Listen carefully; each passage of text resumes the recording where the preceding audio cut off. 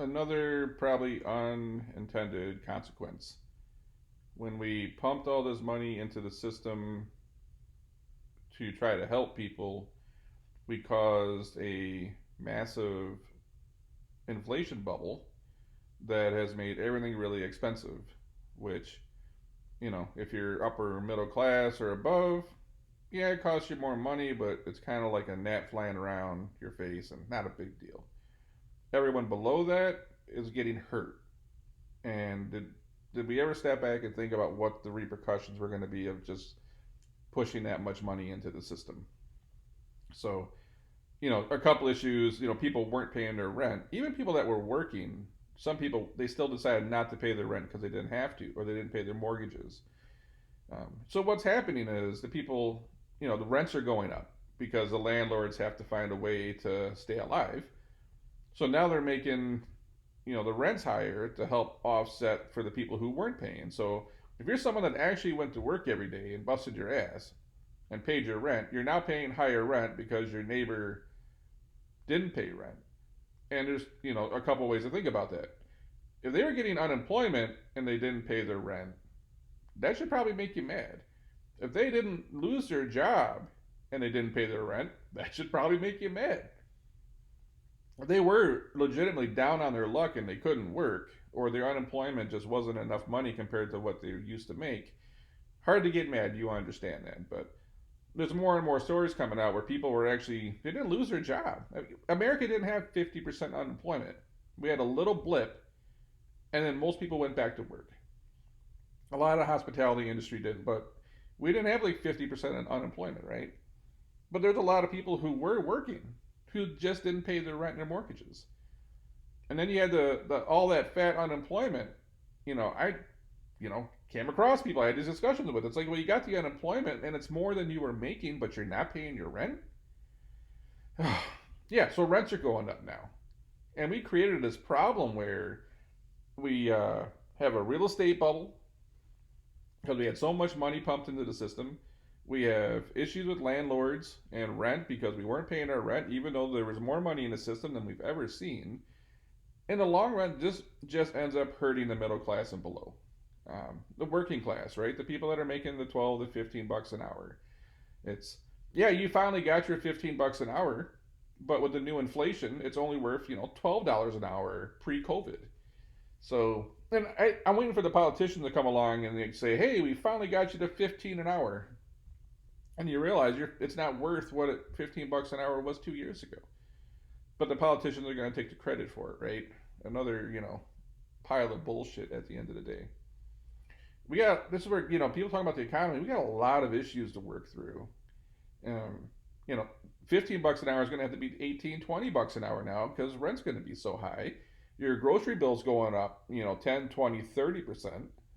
How's everything go up 15, 20, 30%? And, your wage goes up $1. Things are going to have to change. The problem is the working class, they're going to get those pay bumps, but they're going to have the same exact standard of living. Everything just kind of shifted. Um, I don't see a lot of people talking about this. We talk about everything COVID under the sun, right? Do we really talk about the effects of the middle class and below? And it bugs me because I grew up in a working class family. Um, my dad worked at a steel factory, didn't graduate high school. It's We lived that life where things were tough. I worked 2 or 3 jobs as a teenager. Um, trying to get rent paid, trying not to get your cars repoed. I couldn't imagine trying to live right now where groceries are up so much, rents are up. The thought of the working class buying a house is almost gone. The house I grew up in, which was like 84 grand, sold last year, and now sold for like 135 or something now. It's like it almost doubled. And all that's doing is just taking that American dream.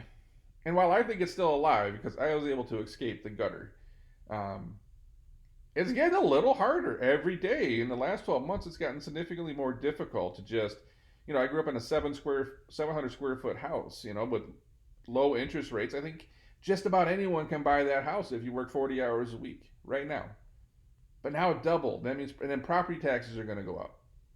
and then everything goes up, and then insurance goes up because your house is worth more. So now you got to pay more insurance. Now cars are getting more expensive, which means the car insurance is going to get more expensive, which means the tag at the Secretary of State is going to get more expensive. It's like, did we sit back and say, "Holy shit, everything just got more expensive"? And if you were making 100 grand a year and now you make 125, it ain't a big deal. You probably had a little bit of extra income to get by, but if you were working class and you were just getting by, this is making life so much more difficult right now. But it's issues all around. We pump too much money into the system. We let people sit on unemployment for far too long. Um, if you were getting unemployment and it was at least equivalent or more to what you made at your job, you should have had to pay your rent. And a lot of people didn't pay the rent. If you were working and you decided not to pay your rent, that's bullshit. When they did the PPP loans, they made businesses. They give like three categories. We'll give you this money, but it's got to go to payroll, it's got to go to rent or benefits. That's it. They just didn't cut companies these blank checks and say, go do what you want. But that's kind of what we did with unemployment and even the eviction moratorium. We didn't say, hey, if you get this unemployment, you need to pay your rent. And like some other issues are compounded from that, such as, everyone thinks these landlords are like these, multi-millionaire, billionaire, assholes. And a lot of landlords, like, they just own one building. That was their retirement plan. And they got to keep paying property taxes. So they're not getting the rent money, but they got to pay property taxes. Or they lose the property. They got to maintain the building. They got to keep the insurance. They got to make the mortgage. Like, there's all this stuff that's going on. But, people weren't paying rent, but the landlord still had to pay the property taxes on the rent. And, property taxes go to school. So it's like the landlord was literally paying property taxes so your kids could go to school. If you talk to landlords, small landlords, like, they're not happy right now. When no one reports on this, though, because, everybody hates landlords. And, everyone hates landlords until they're a landlord. I was 14, 15, 16 years old.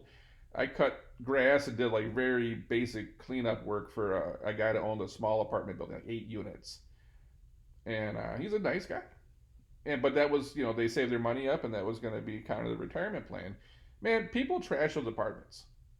Cigarette burns, holes in the walls, carpet, stole appliances, just destroyed the place.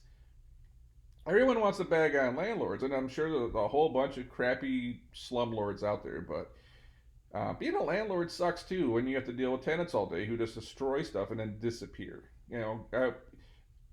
As he found out, good luck trying to get your $250 security deposit back by someone you can't even track down.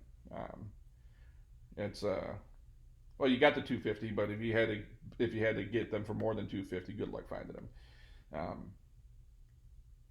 Yeah, probably not a great time to be a landlord. Not a great time to be someone that's working class or middle class and having the rent. It's well, not a good time for a lot of things. Now I'm thinking about it. But wages are going to go up. The problem is, it's going to look good. It's going to sound good. And the politicians are going to talk about how they fought for you, and they got you those big pay raises. And it's like you're going to end up getting $18 an hour and live a lower quality life than you did in 2019. We got a lot of work to do, but that's all I got for this one.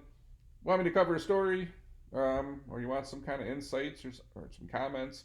You can hit me up on Instagram at JamesPhillip313. Drop me a DM with a link to an article, and I'll try to get you featured. Until then, I'm going to catch you.